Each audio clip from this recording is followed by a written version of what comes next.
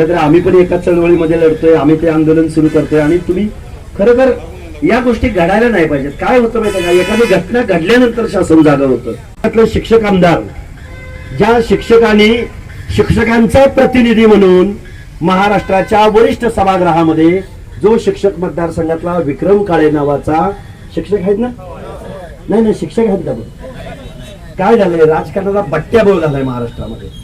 जे आमदार खासदार ज्याला आपण निवडून देतो ना, त्या माणसांना या सामान्य माणसाचं काही सुद्धा देणं घेणं नाही. जर शिक्षकाचं प्रतिनिधित्व करणारा हा विक्रम काळे असेल, त्याला लाज वाटायला पाहिजे होती. आज 5वा दिवस इथं आहे, भेट नाही दिली. कसला शिक्षकाचं प्रतिनिधित्व करतो तू?